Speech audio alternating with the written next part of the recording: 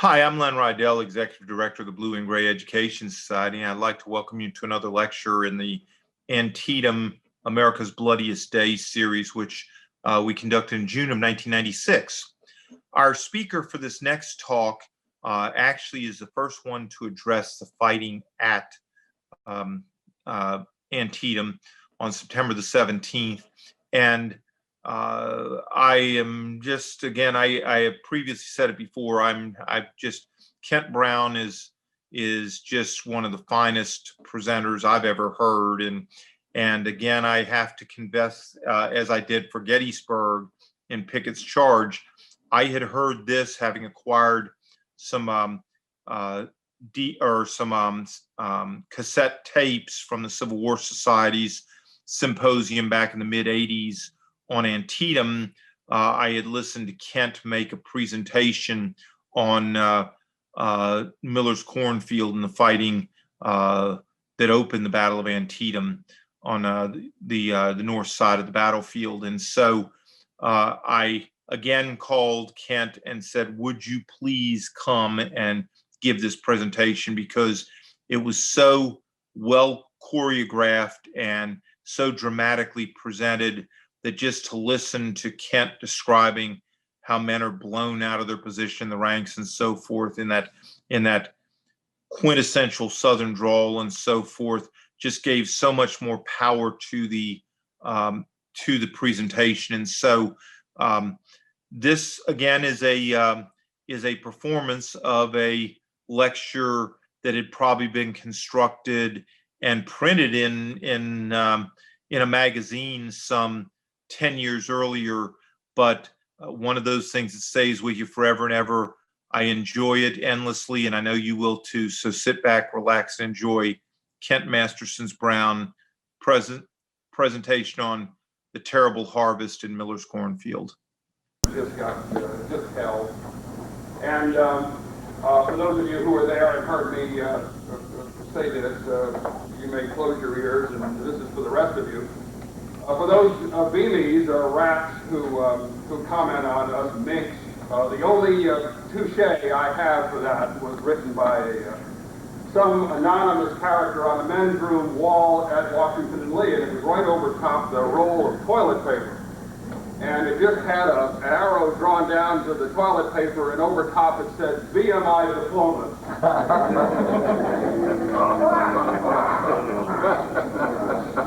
Oh, that's not funny. It was just the best comeback that I ever saw. For those of you who want to follow a map during this narrative, this little history and tour guide of the Antietam battlefield has a wonderful one in it. Map number 17, the tour map of the Antietam battlefield, has most of the sites that are going to be referenced in this talk, and you might follow along as I proceed. During the course of your tour and lectures thus far, you've spoken about the campaign, about Lee's invasion of Maryland, the lost orders, Lee splitting his forces, the attack on Harper's Ferry, last night the defense of South Mountain. And as Lee withdraws his forces toward the Potomac River on the morning of the 17th of September, 1862, George McClellan arrays his corps along the heights in front of Lee and begins a three-pronged tactical offensive against the Army of Northern Virginia.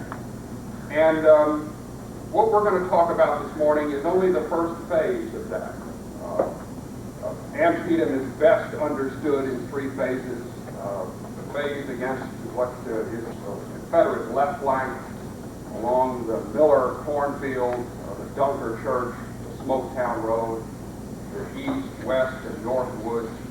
And then the second phase being the Second Corps assault against the Confederate center of the Sunken Road, and then progressing farther south on that battlefield to the lower bridge and Ambrose Burnside's attacks along the Antietam Creek, and finally the literal bridgehead, an attack against the Confederate right wing on the south end of the battlefield.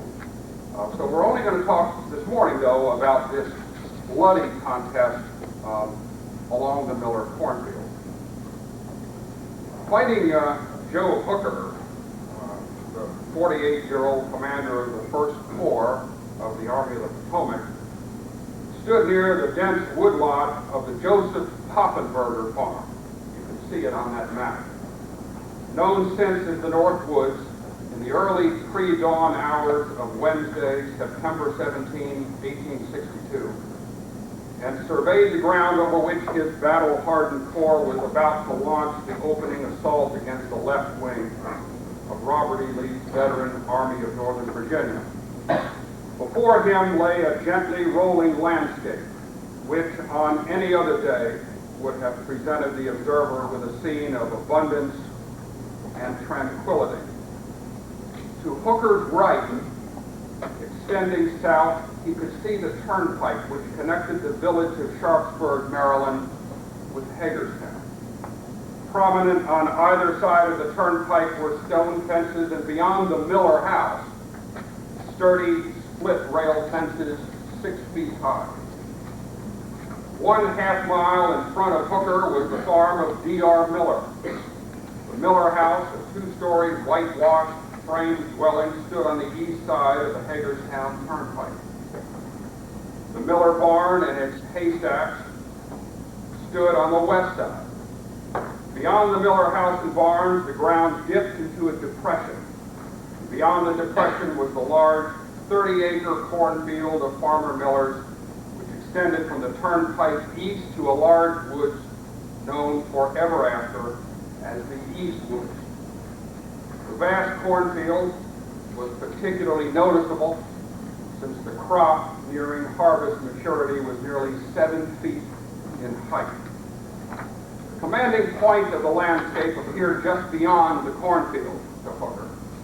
There on the west side of the Hagerstown Turnpike was a small, whitewashed brick church of German brethren known as Dunkers, the walls of which were backed by the dense foliage of a heavy wood. The woods, since referred to as the West Woods, filled a hollow which ran parallel to the turnpike. Clearly, Hooker could discern that the high ground around the little Dunker church was the key to the enemy's position. Hooker's corps had arrived at its position about 6 o'clock the previous evening. The 12th Corps, under the command of 59-year-old Joseph King Benno Mansfield, had marched on a parallel course with Hooker's corps the evening before and had bivouacked along the freshly manured farm of George Lyme near the road which branched off from the Hagerstown Turnpike near the Dunker Church and intersected the road which ran from Keedysville through Smoketown about a mile north of Hooker's position, and you can see the Lyme farm on that map. Hooker's 1st Corps, with the powerful veteran divisions of Brigadier Generals Abner Doubleday, James B. Ricketts, and George Gordon Meade, formed the right flank of George McClellan's Army of the Potomac. Doubleday's division, with the brigades of Colonel Walter Phelps, Jr., Colonel J. William Hoffman, Brigadier General Marcina R. Patrick, Brigadier General John Gibbon, formed the right flank of the Corps and straddled the Hagerstown Turnpike. To Doubleday's left were the 3 brigades, Brigadier General Truman Seymour's, Colonel Henry Bollinger's, and Colonel Thomas F. Gallagher's of George Gordon Meade's division, all Pennsylvania Reserve regiments. To Meade's rear was Ricketts' division, composed of the brigades of Brigadier General Abram Duryea, Colonel William A. Christian, and Brigadier General George L. Hartson. Altogether, Hooker's 1st Corps numbered nearly 9,000 men. What exactly faced the 1st Corps in those otherwise lovely farm fields, Hooker really did not know. During the evening before, his First Corps had briefly tangled with Confederate troops in the cornfield in front of him. Reported George Smalley of the New York Tribune of the evening affair, the fight flashed, and glimmered and faded, and finally went out in the dark. The night had been a difficult one for the common soldier. Wrote Brigadier General Alpheus S. Williams, commander of the 1st Division of Mansfield's 12th Corps of that night, quote, "It was so dark, so obscure, so mysterious, so uncertain, with the occasional rapid volleys of pickets and outposts, the low, solemn sound of the command as troops came into position, and with all so sleepy that there was a half-dreamy sensation about it all, but with a certain impression that on the morrow was to be the great, or with the future fate of our country. So much responsibility, so much intense future anxiety." As the firing subsided, a gentle rain fell. The rain continued through the wee morning hours. The troops Hooker had tangled with in the Miller cornfield the previous evening were those of the division of 31-year-old Kentuckian Brigadier General John Bell Hood, Major General James Longstreet's command. However, Hood's men had not had any subsistence for nearly 3 days. Hood, after fighting had died away, appealed to Lee for relief for his men. Lee consented, but requested that Hood apply to Major General T.J. Stonewall Jackson, commander of the left wing of the Army of Northern Virginia. Jackson agreed to Hood's request. Thus, at about 10 o'clock p.m., just as Mansfield's Federal 12th Corps arrived north of Hooker's position, Hood's gallant division, 2 brigades numbering about 2,400 men, pulled back out of the cornfield and went into bivouac below the Dunker Church. Into Hood's evacuated front, just south of Farmer Miller's cornfield, came the veteran division of Brigadier General Richard S. Ewell of Jackson's command, commanded after Ewell's wounding at Groveton by South Carolina born and Harvard Law School educated Brigadier General Alexander R. Lawton. Lawton's own brigade of Georgians, commanded by Colonel Marcellus Douglas, and Isaac R. Trimble's brigade, Georgians, Alabamians, and North Carolinians, commanded by Colonel James A. Walker, formed a line which straddled the Smoketown Road, facing northwest toward the East Woods, and you can see the Smoketown Road on your map.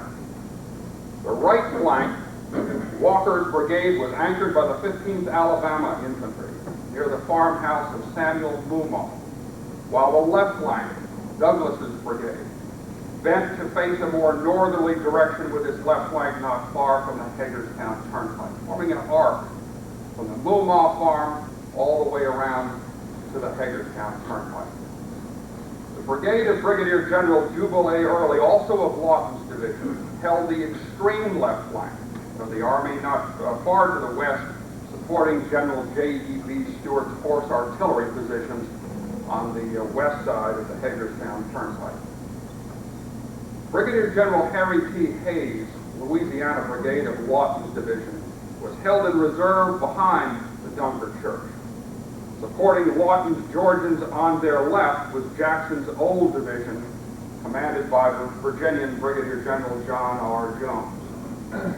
Jones' division, with the brigades of Colonel A.J. Grigsby, Colonel E.T.H. Taliaferro, now commanded by Colonel James W. Jackson, Brigadier General William E. Stark, and Jones' own brigade, under the command formerly of Marylander Bradley T. Johnston, now commanded by Captain John E. Penn, all Virginians, Louisianans, and Alabamians, straddled the Hagerstown Turnpike and extended into the West Woods just north of the Dunker Church. Thus an immense massing of troops along the left flank of the Army of Northern Virginia. Thus, Lawton's troops faced east and northeast from their lines fronting the East Woods and the east end of the cornfield, while Jones' division, connecting Lawton's left flank, faced north up the Hagerstown Turnpike.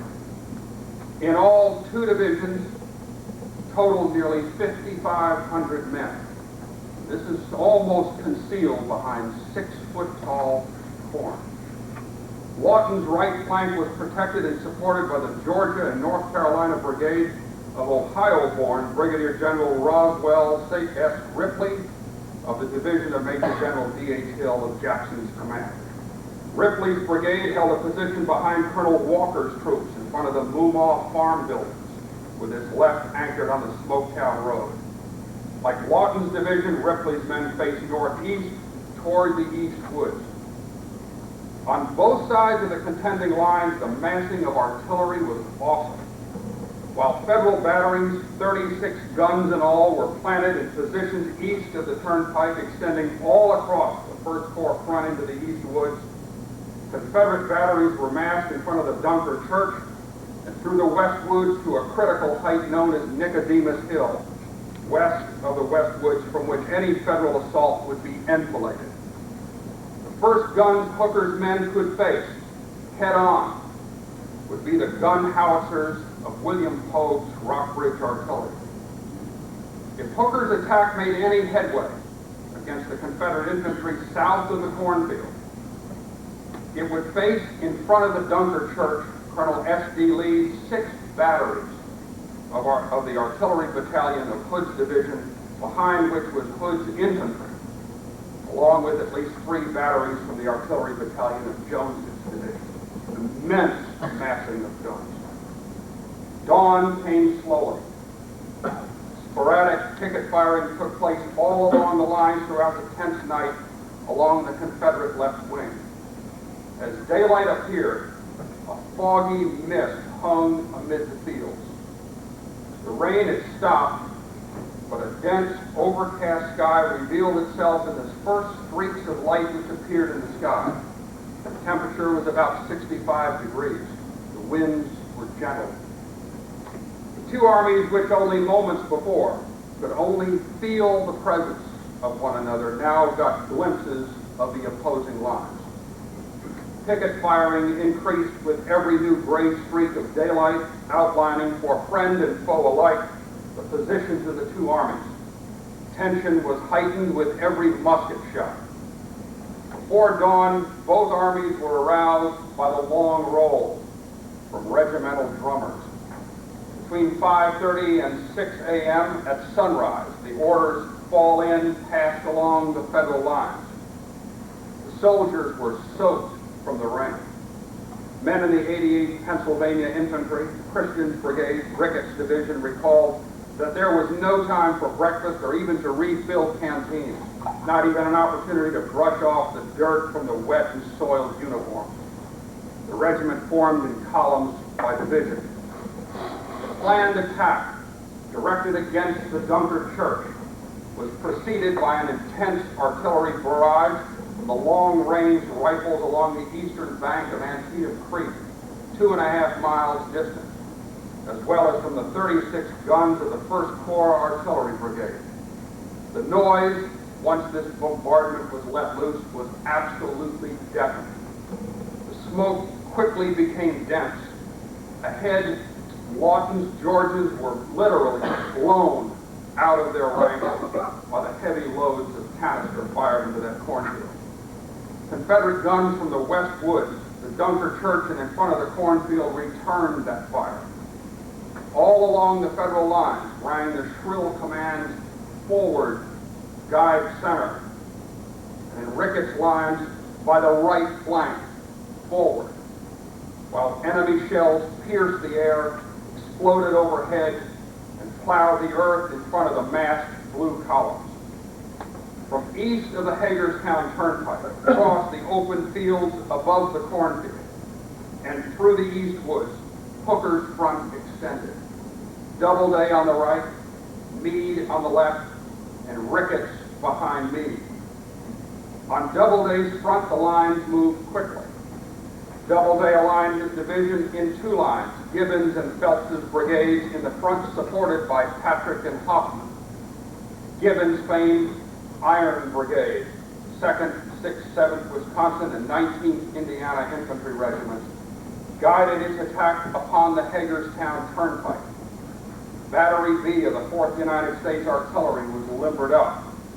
and by sections was advanced behind Gibbon and Phelps to the Miller barnyard where the battery shelled enemy skirmishers in the tall cornfield ahead.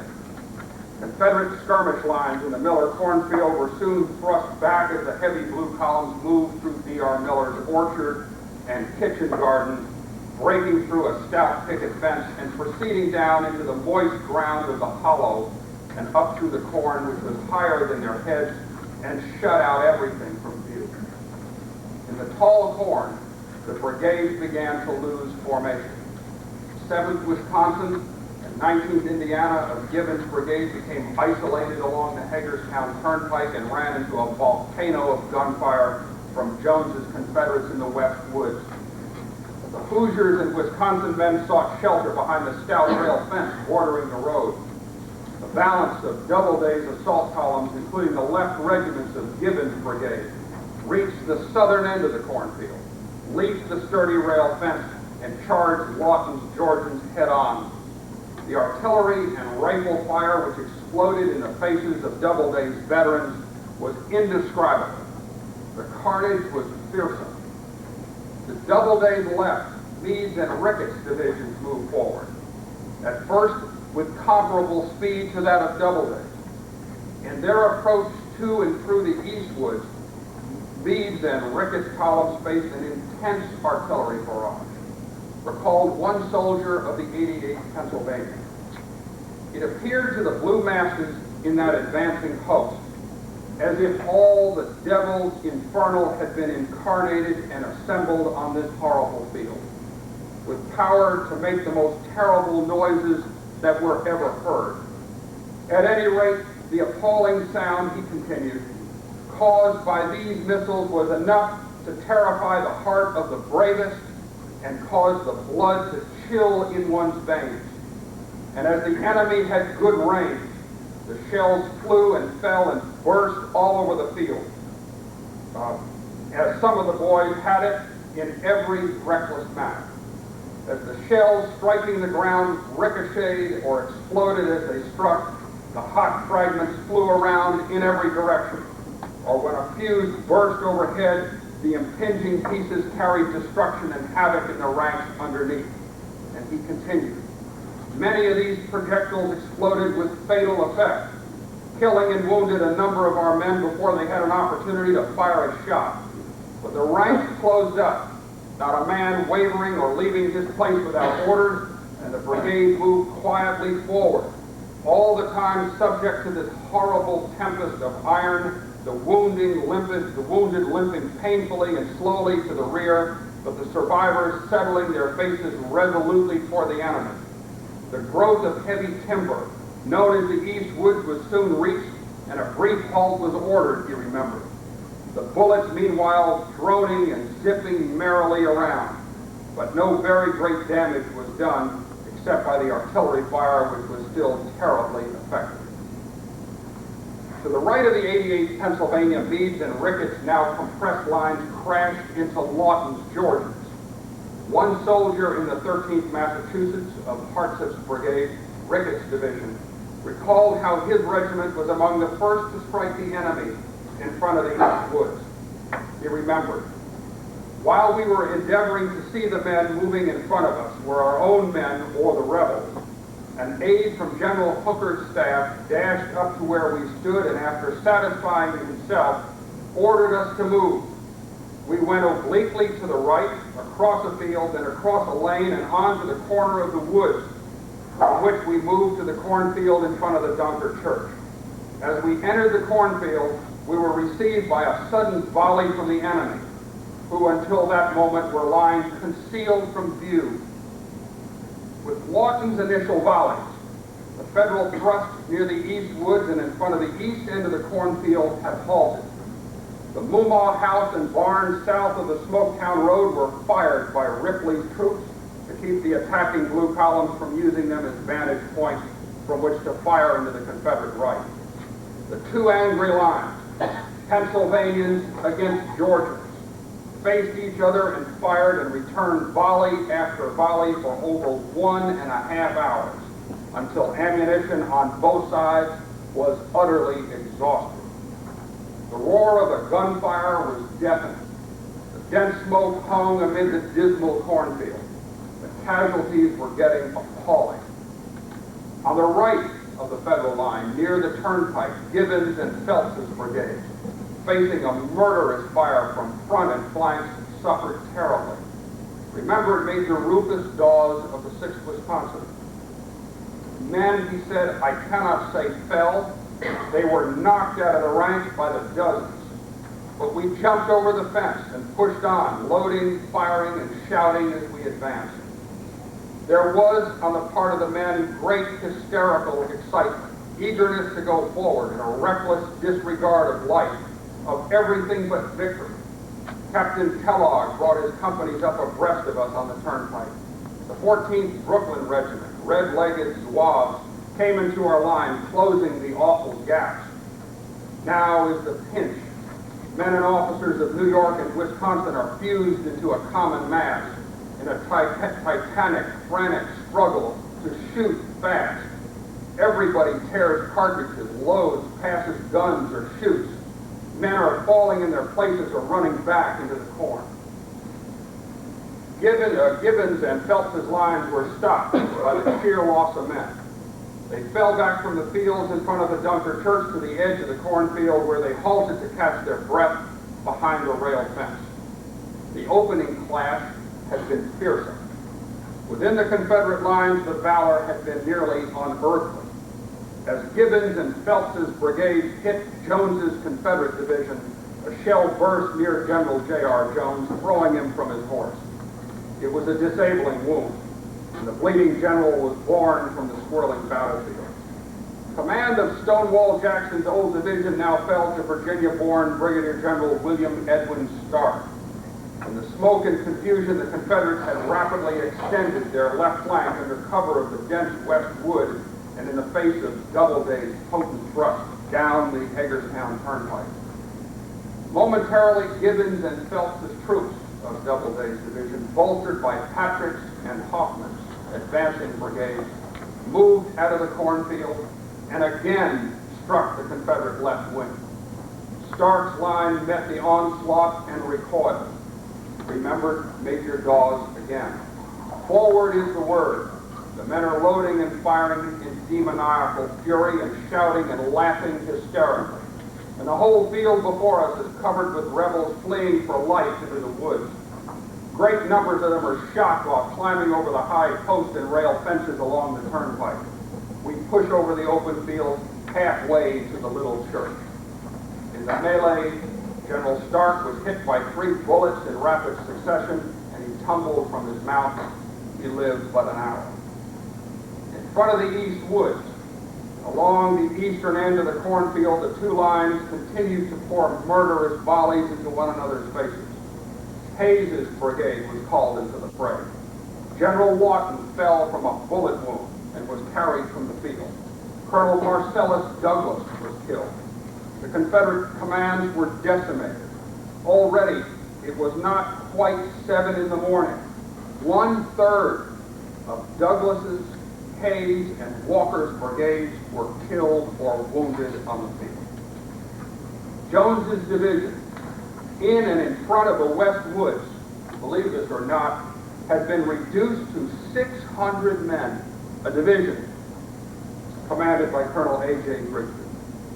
Besides Brigadier General Jubilee Early, whose brigade had not yet entered the fight, there was only one general officer in the command of a brigade or division left on Lee's entire left wing.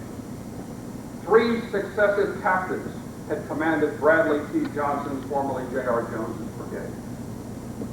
At about 7 a.m., amid heavy fighting, Mansfield's Federal 12th Corps, 7,000 strong, was seen approaching the east woods.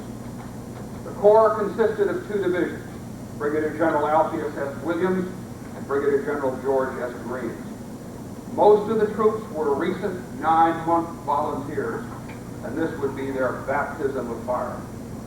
Back near the Dunker Church, Confederate lines continued to feel the pressure of Doubleday's renewed attack down the Hagerstown Turnpike and Meade's and Ricketts thrusts. Lawton's and Jones's division, outnumbered from the start, were being overpowered. All that stood between the steadily advancing Federal assault columns and victory that early morning for the Confederacy was the hardened division of General John Bell Hood below the Dunker Church. Like Lawton's and Jones's men, Hood's soldiers were half-clad, many of them barefooted. They had not been fed for 3 days, and what rations they had tried to prepare that morning were hastily consumed or discarded due to the horrendous clash of arms that raged in their front. But now was their opportunity. Having stood in line of battle for over an hour, Hood's veterans responded to General P.J. Jackson's urgent summons to halt this Federal advance. Deploying the division with Colonel Evander MacIver Law's brigade, Alabamians, Mississippians, and North Carolinians on the right, and the Texas Brigade, the 1st, 4th, 5th Texas, and 18th Georgia Infantry Regiments in the Hampton Legion of South Carolina, commanded by Colonel W.T. Wofford on the left. Hood's front line extended 1/4 mile from flank to flank. Recall Lieutenant Colonel F.D. Ruff commanding the 18th Georgia in Wofford's brigade. Advancing about 1/4 mile through the timber, we came upon the enemy posted in front of a piece of corn and immediately opened fire on them. After 1 or 2 rounds, they gave way and fell back to a considerable distance in the corn. Advancing with the left of the regiment resting on the right of Hampton's Legion, which had its left on the turnpike, we drove the enemy in fine style out of the corn and back upon their support. Indeed, Hood's attack hit Doubleday, Meade, and Ricketts with devastating force. Remembered Rufus Dawes. They raise a yell and fire. It's like a scythe running through our lines. Now, save who can. It's a race for life that each man runs for the cornfield. General Hood remarked that his division's ferocious attack was the most terrible clash of arms by far that has occurred during the war. Wrote one Southern war correspondent, the discharge of musketry sounded upon the ear like a rolling of 1,000 distant drums. Hood's 2 brigades with near demoniacal fury slammed ahead through the cornfield, now shattered and shot-torn and littered with dead and wounded. The smoke was so dense, soldiers on both sides lost sight of everything in front of and around them. Behind Hood's yelling legions, the Georgia Brigade of Colonel Alfred Holt Colquitt, Georgia-born graduate of Princeton, and the North Carolina Brigade of Brigadier General Samuel H. Garland, commanded by Colonel Duncan K. McCrae, along with Ripley's brigade, all of D.H. Hill's division, moved to support Hood's counter-thrust on its right flank toward the East Woods and the Moomaw Farm. Colquitt's, McCrae's, and Ripley's troops crashed into Ricketts and Meade's weary blue columns and hurled them back. Ripley fell with a bullet wound and was removed from the field. The Texas Brigade drove through the cornfield and through the Miller farmyard, while Law's brigade, together with Colquitt, McCrae, and Ripley, whose brigade was now commanded by Georgian Colonel George S. Doles, drove the Federal troops through the center and east end of the cornfield.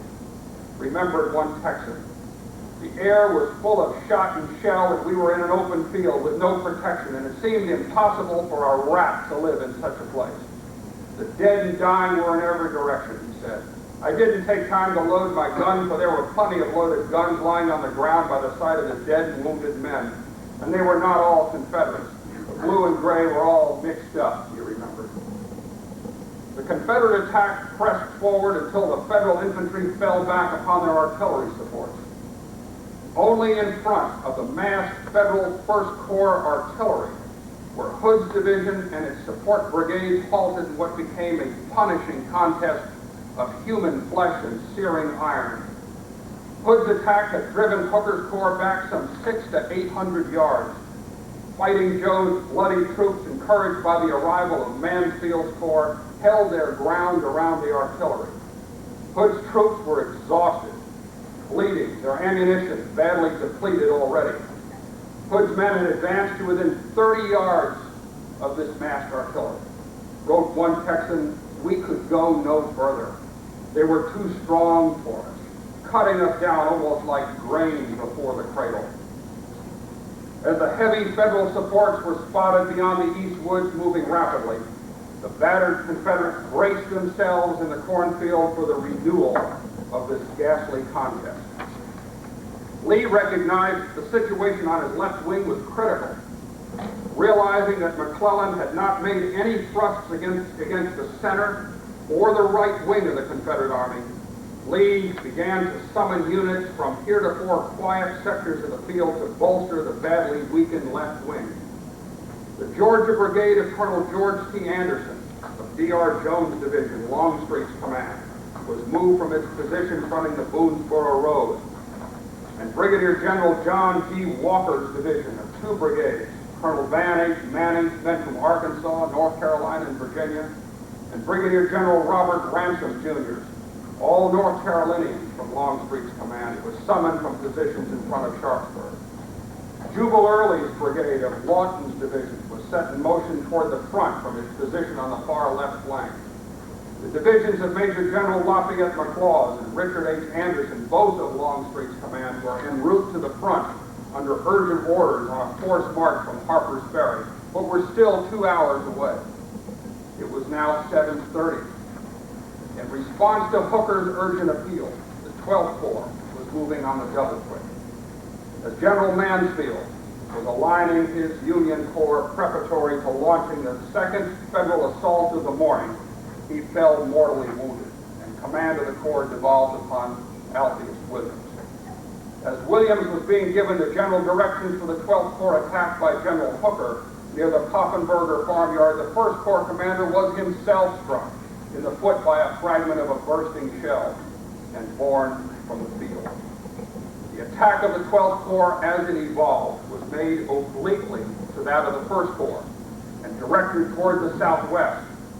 Lieutenant Colonel Hector Tyndale's brigade and Colonel Henry J. Stainbrook's brigade of Greene's division formed the left flank, while Crawford's division, along with Colonel William B. Goodrich's brigade of Greene's division, formed the right flank of the 12th Corps attack lines, which, when fully extended, reached from beyond the east woods to the Hagerstown Turnpike.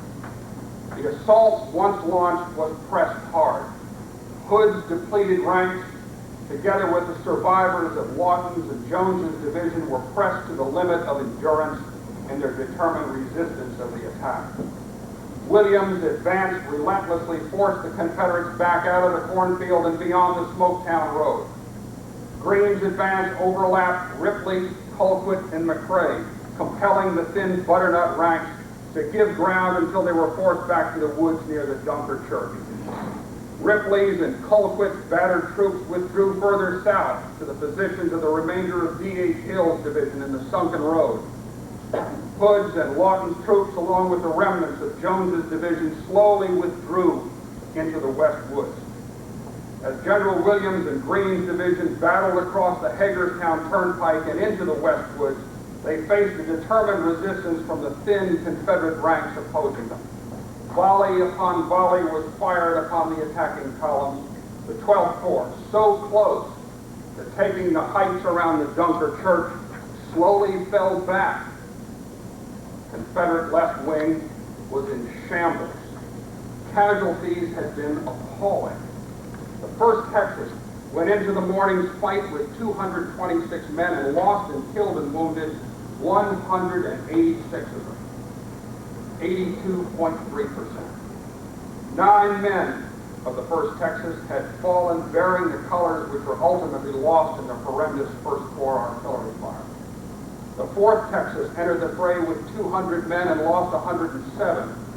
The 5th Texas went into the fight with 175 men and lost 86, while the 18th Georgia lost 85 out of 176 men.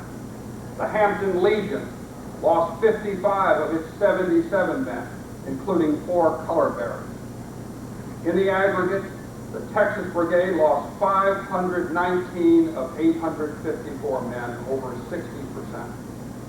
When asked where his division was located after the fight, Hood simply replied, "Dead on the field." Lawton's brigade had suffered the loss of 554 killed and wounded out of 1,150 men. Hayes's brigade suffered 323 casualties out of a force of 550. And every regimental commander and every staff officer of every regiment had been killed or wounded. The losses were equally devastating in Walker's brigade. The Federal First Corps had been badly mauled, losing over 2,470 in killed and wounded. The Corps commander and the two brigade commanders were critically wounded. Straggling had reduced Hooker's effective force to at least one-half.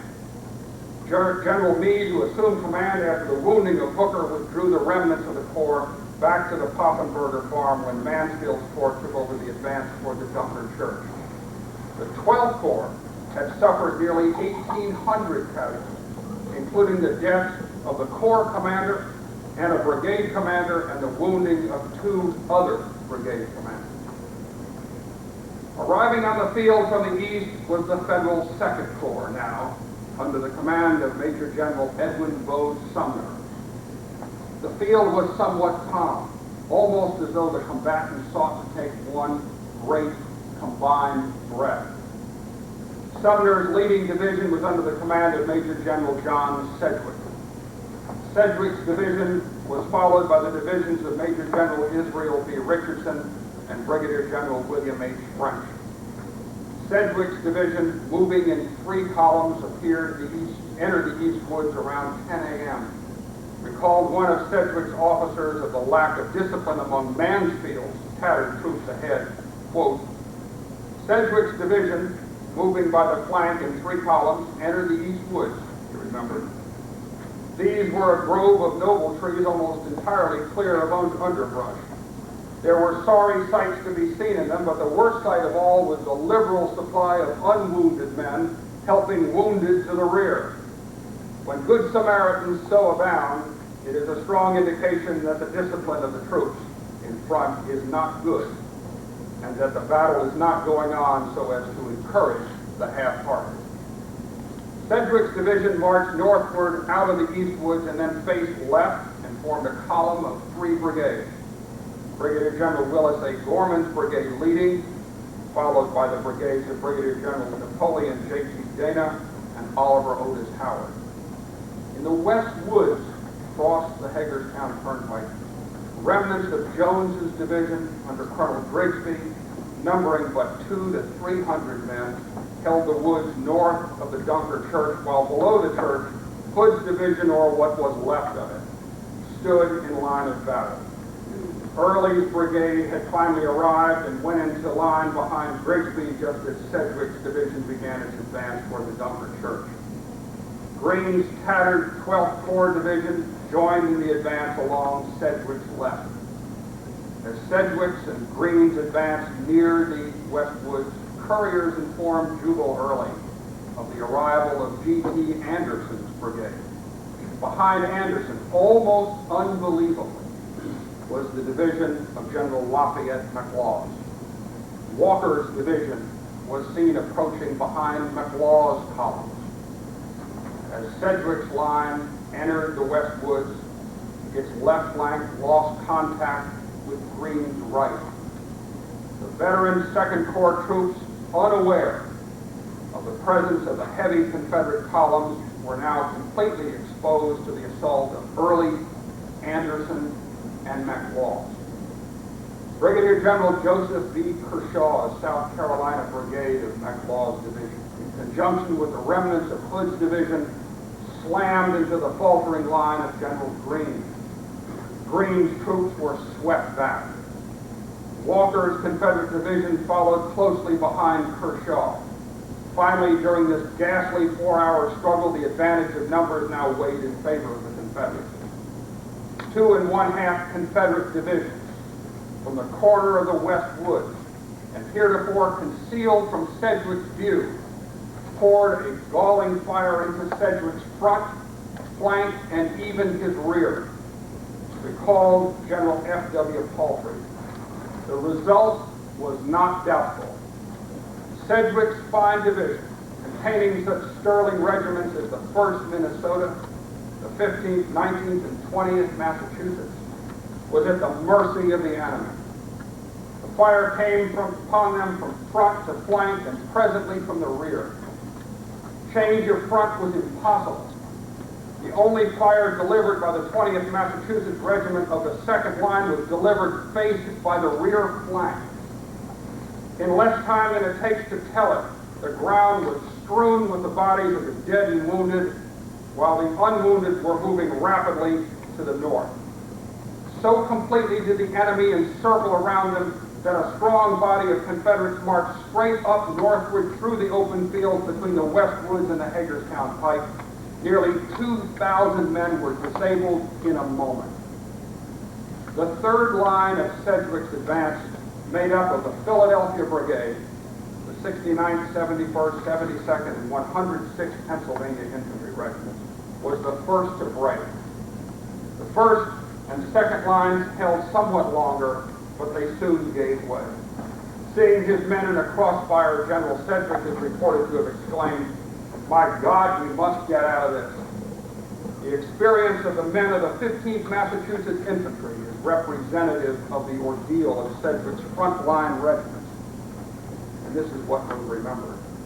The regiment on the left of Howard's brigade crumbles and vanishes, and the whole line withdraws. The second line, which is now the rear, stands more firmly, but its resistance is ineffectual. Meanwhile, Gorman's brigade with the 15th Massachusetts in the most perilous position on the left stands loading and firing as if on dress parade.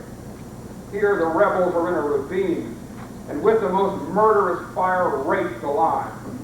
From the rear, too, the thick coming bullets seek their victims, while from the right and front, infantry and artillery pour in their leaden rain with redoubled fierceness. Lieutenant Colonel Kimball's horse is shot from under it. The bearer of the state colors is wounded. Charles Frazier, the color sergeant, seizes them and bears both flags in the forefront of the battle with a valor that will win for him a commission. Soon he is wounded, but the other hands bear the colors no less defiantly aloft. In less than 20 minutes, more than half the regiment has been killed or wounded, and yet the men obey with reluctance to the command to withdraw.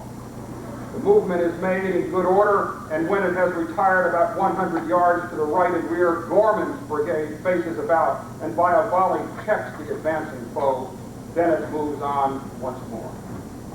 A new line was formed in the fields out of the fragments of the blue regiments as the victorious Confederates moved out of the West Woods.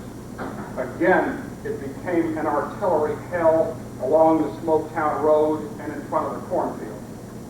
Sumner ordered General Williams to send in the 12th Corps units available. It was too late. In one determined thrust, the Confederates pressured the confused and bloodied remnants of Sedgwick's hapless division back into the East Woods.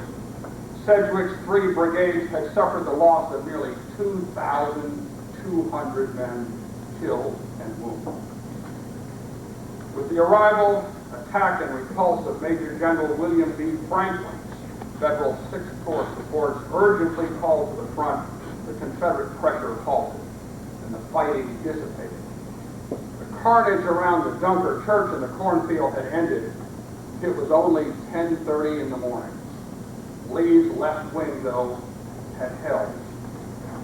In D.R. Miller's shattered cornfield, the dead and wounded numbered in excess of 12,000. An appalling number, made even more so when one considers the fighting there from beginning to end lasted but for only 4 hours.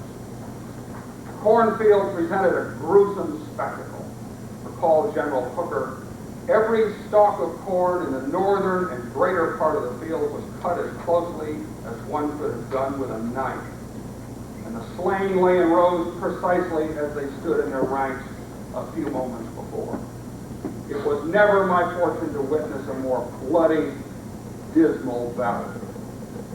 General Hood afterwards confessed, "Never before was I so continuously troubled with the fear that my horse would further injure some wounded fellow soldier lying helpless on the ground. So vast was the number of wounded in the fields around the Dunker Church." As the fighting ended in front of the Dunker Church, battle shifted to Lee's grievously weak center. It was going to be a long day. Thank you all very much.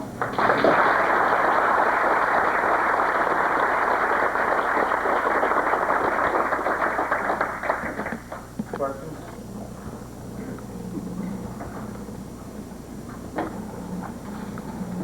I have a question. Sure. Were Hood and Hooker, how close to the cornfield did they individually get as commanders? I mean, were they right in the thick of it? Well, I think they were literally right behind. If Hooker begins his attack from the Joseph Poffenberger farm, I mean, he is literally on the northern end of that field. And if